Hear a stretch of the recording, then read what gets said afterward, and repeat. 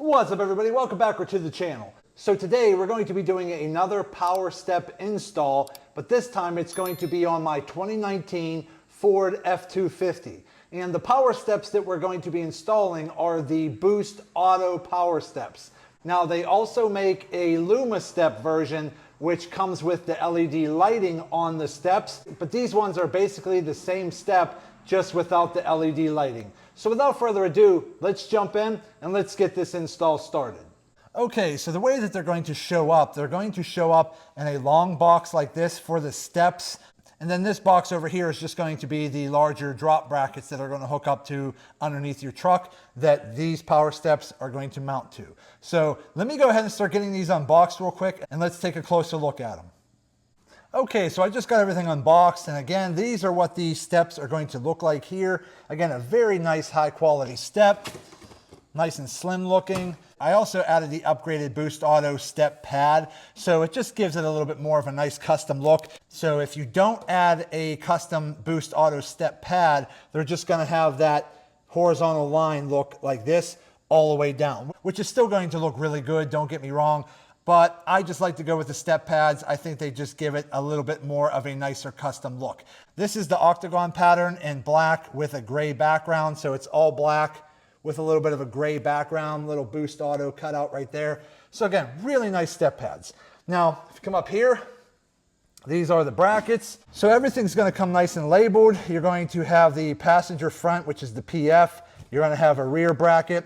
You're gonna have a driver front over here, and then you're gonna have another rear bracket. And again, pretty simple, easy stuff to install. All I have to do is pull the truck into the garage, climb underneath. There should be a few nuts right behind this area over here, and a few nuts behind that area over there. And then once you take those nuts off the back, this whole step should pop right off. And then we're just gonna go ahead and start installing the new Boost Auto power steps.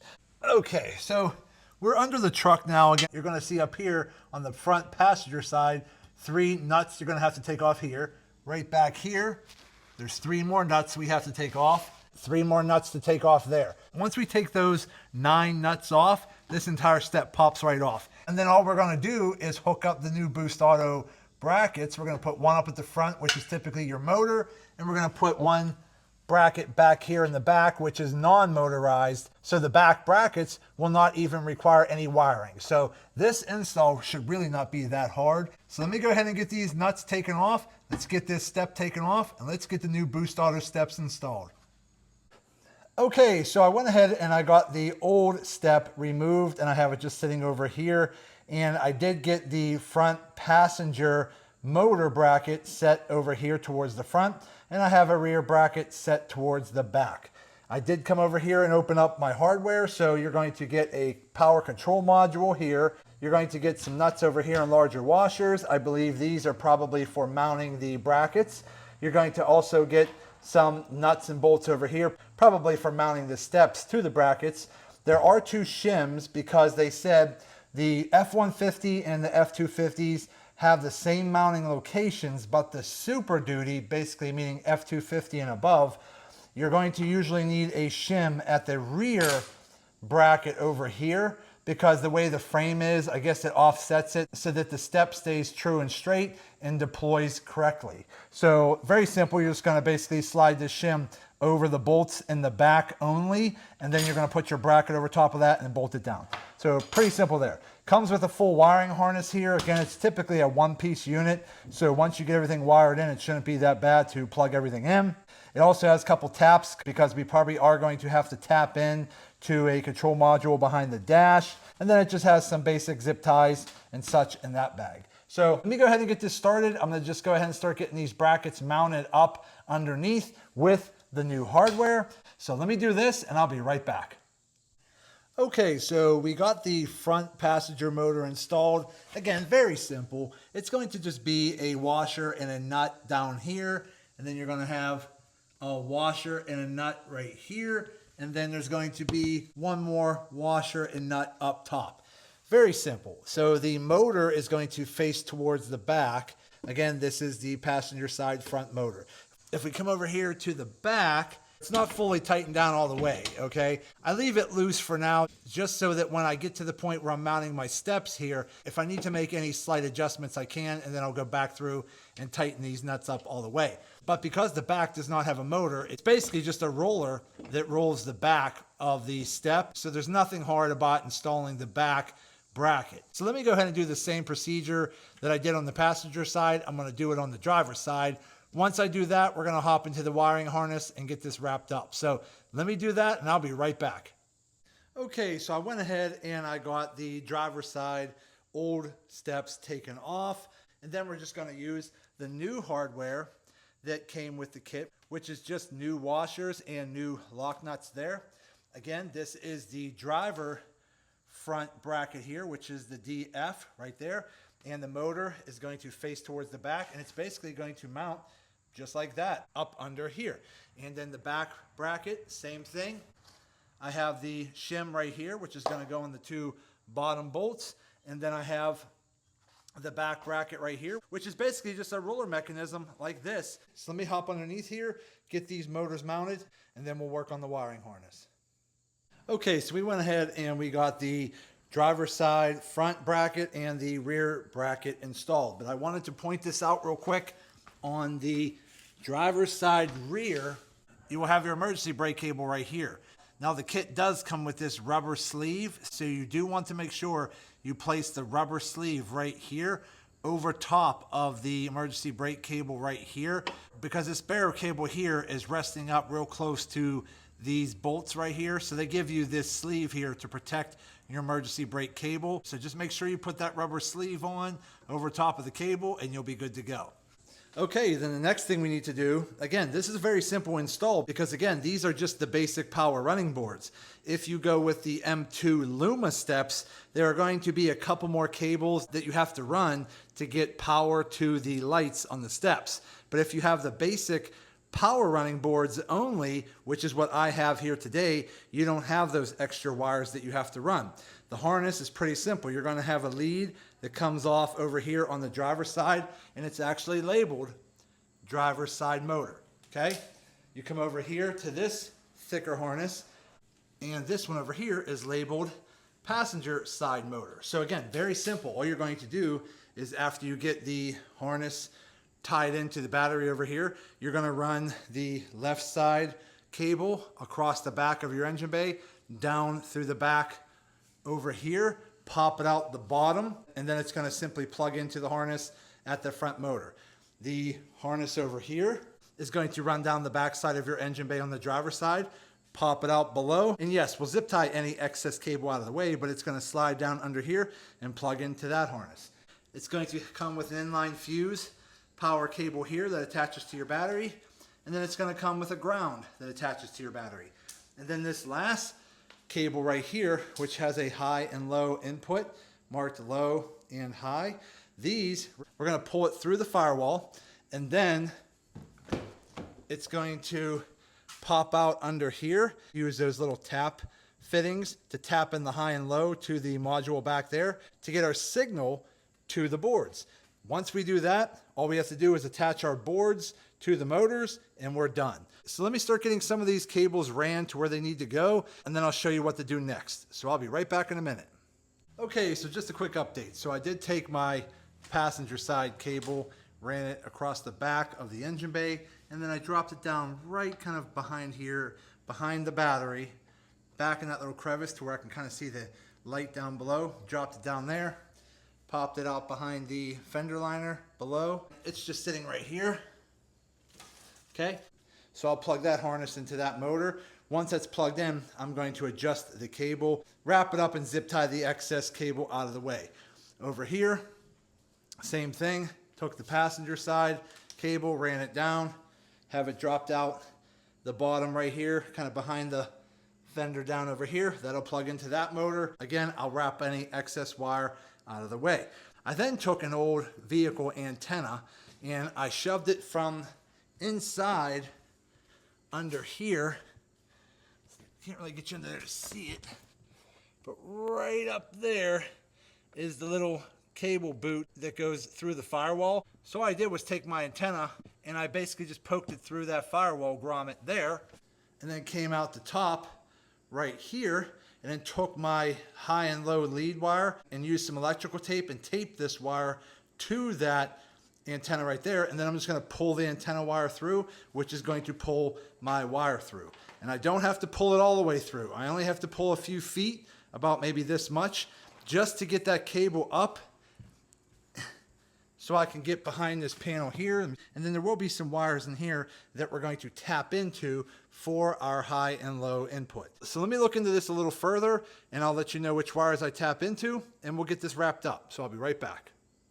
I have the lead wire pulled through from under the grommet. Now I kind of jumped the gun on this one. There is nothing over here we need to access. On the Ram 1500s and the Ram 2500s, there is a harness over here that we have to mount our lead wires to for the signal of the motors. But on the Super Duty trucks, depending on what year, if you're looking in that range of, let's say, 2017 to 2019, we're going to be tapping in down here to the OBD2 port. And then the newer year Super Duty trucks, there might be some slight differences of where you have to mount your lead wires. But on my 2019 F250, we're going to be tapping in to the OBD2 port.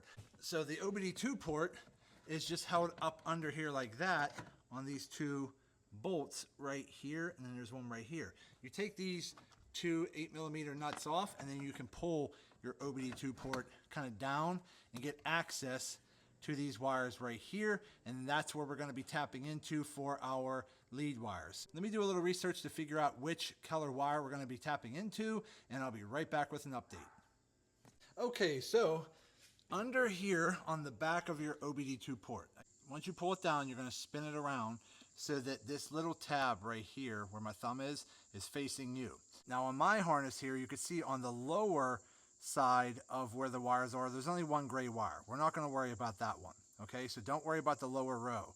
On the top row, I'm not counting this thicker gauge wire all the way to the left, this white and red stripe one. We're not worrying about that one. But if we move that big wire out of the way and we look at the top row, there's this first wire here that my finger's touching right here. That's number one. I can't see in here on which pin connectors they are, so it's hard for me to tell which numbered wire they are. So I'm just going to count over for you because it's easier for me to see that. So on the top row, on the smaller gauge wires from the left side, we're going to count over 5 spots. 1, 2, there's 2 purples, 3 and 4. This fifth one, it looks almost like white with maybe a blue stripe. That is what we're going to tap into for our high input. And then the one right next to it that looks white, that's going to be for our low input. So if I spin them around and show you, from the back, we're going to count over 5 wires. This first wire here looks to me to be white with a blue stripe. We're going to tap into that one. That's going to be for our high input signal. And you're just going to tap, this is a double-sided tap. So the wider head that looks like a hammerhead here, that taps into the wire back here. The other side over here is what you're going to slide your wire into, pinch it shut, and that's going to tap this side of the wire. The white wire right next to that, 6 over. Again, not counting this as 1. Starting with the lower gauge wires, count over 6. This white wire is what I tapped into for my low input signal. So, being that I got the high and low input wires connected down below, I came up here with my ground wire to my negative side of my battery, and I tapped the positive from the harness to the positive side of my battery. And then I came underneath, and then I connected my harness up here on both sides. And then I came up here and made sure my fuse was plugged in correctly, because the one wire over here on the right side, it was pulled down a little bit, so my fuse wasn't making a good connection. So I pushed the wire back up into position, made sure my fuse connected to it, and then I'm going to go ahead and add some electrical tape here to make sure these wires don't slide back out. But everything's hooked up, so how do we know if it works? You're going to come over here and you're going to open your door, and that front motor should open. So let's give it a try. There we go. Shut it, should be 4 seconds. There we go. Let's go try the passenger side. It should deploy. Okay, shut the door, should be around 4 seconds. 1, 2, 3, 4. There we go. So now that we know both of our motors on the passenger side and the driver's side are working. Remember, the rear brackets are not powered or motorized, so we don't have to worry about them. Now I can go ahead and attach my steps to the actual brackets, which are very simple. These ones are just going to line up in position and bolt on. Very simple with a few bolts on each bracket. So let me go ahead and do that real quick and we'll be right back. Okay, so on the bottom of your step, you're going to take 4 of these little bolts that look like this. I already slid one in. And as you can see on the very bottom of the head, there's this little square, okay? You're gonna slide the head down in this little groove over here and then slide that square into this channel. So it could be a little tedious to get them in there lined up, but once you line them up, just slide them in. So you're gonna slide 4 of them in, so that's 2.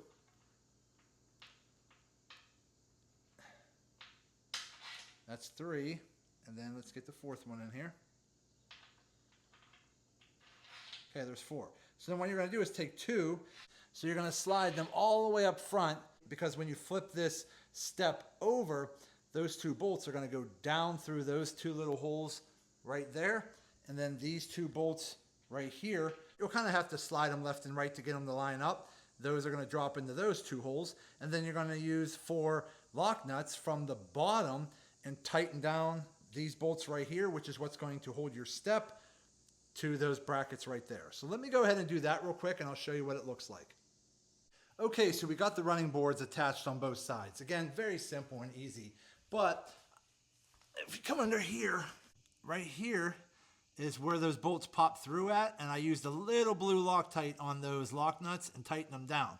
Now you don't want to tighten them down all the way. All you want to do is get the bolts lined up and sat into position so that the bolts come through the bracket.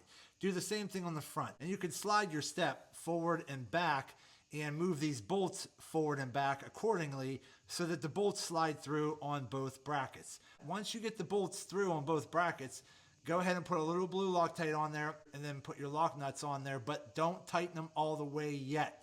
Once you do that, you want to come back up to the top and adjust where you want the board to be. Now I took my board right at the front of the door, I followed that down and aligned it up to the front there. That way it lines up pretty much to the back door right there. Once you line it up where you want it, then go back underneath and tighten up your nuts on the bottom of your steps, and then you can even tighten up the nuts on the brackets as well once you have it in the position you like it. But if we go ahead, I'll just crack the door open. There you go. But this is what the steps look like. So they pretty much just fold down. They look real nice. They work. They're at a great height off the ground. Again, I have a 2019 F250 on 35-inch tires. I don't have any leveling kit or anything like that on the truck. So these actually really make a big difference in getting in and out of the truck. And when you open up the door, now I have a step that's the whole length of both doors. So when you're getting out of the truck, you don't have to worry about whether or not you're going to hit that little step or not. It's the whole length, and I really like it. And it actually comes out a little further from the truck, which is nice too, and they definitely make a big difference. So from the top of the step to right here, let's say the floor of your truck, I'm getting probably about 11 inches. So just to give you a point of reference, on a stock F250, these steps come down and you have about 11-inch step from the step into the truck, which is really, really nice, and I really like it. But overall, they look great. So when we shut the door, it should be about 4 seconds. 1, 2, 3, 4. They retract, good to go. If we come over to the driver's side, again, the driver's side does have the shim in the back. We go ahead, open up the front door. Steps come down, deploy real nice, look pretty awesome. Shut the door. 1, 2, 3, 4. They slide back into place. How they look from the side, they look pretty good, pretty streamlined, kind of tucks up under the truck. Actually kind of blends in with the truck. So if you look on the truck, it kind of just blends in with the side. It just looks like another panel of the truck. I think it looks really good. Now all I have to do is clean up some of the wiring. Again, we're going to grab some of the wiring, wrap it up, zip tie it out of the way, clean it up, and we're done. So it is starting to get pretty dark outside. So let me go ahead and get all this wiring wrapped up. We'll clean it up, and I'll come back out tomorrow in the daylight, and I'll show you how the Boost Auto power steps look in better lighting. Okay, so just gave the truck a quick little wash. Let's take a closer look at the new Boost Auto power steps. Look really good. Let's come over here towards the back door just so I'm not blocking your view. Crack the door open. And they actually fold down pretty quick, so I'm pretty happy with that. Let's go ahead and shut the door. It should only be about 4 seconds to retract. 1, 2, 3, 4. There you go. But that's what they look like. Look real good. They look good on the truck. I really like the step pad. It just gives it an extra touch of customization, which I really like. Looks really good. Really happy with them. Shut that door. Look really good. Again, Boost Auto claims that their single motors are a lot stronger than the competition. They hold up to 600 pounds per side. They're easy to install and they look great. So my overall impressions of the Boost Auto power running boards for the 2019 Ford F250, I definitely give them a thumbs up and give them a go. So there you go, everybody. My overall impressions of the Boost Auto power steps, I definitely give them a thumbs up and give them a go. They are a high quality step. They are very easy to install. They look great, they function great, and I'm pretty happy with them overall. And what's also pretty cool, they come with a 1-year warranty, and Boost Auto has some of the best customer service. So for any of you out there looking for a set of power running boards for your truck, or maybe you need some LED lights for your truck, definitely check out Boost Auto. They got you covered. But that's going to be it for today's video. I hope this video helps some of you out. Do me a favor, hit that thumbs up button and like this video. If you have any questions, go ahead and put them in the comment section and I'll get back to you when I can. And also do me a favor, subscribe to the channel because it definitely helps me out and I greatly appreciate it. So that's it. I just want to say thank you to each and every one of you. Thank you. I truly appreciate you all. And as always, see you in the next video.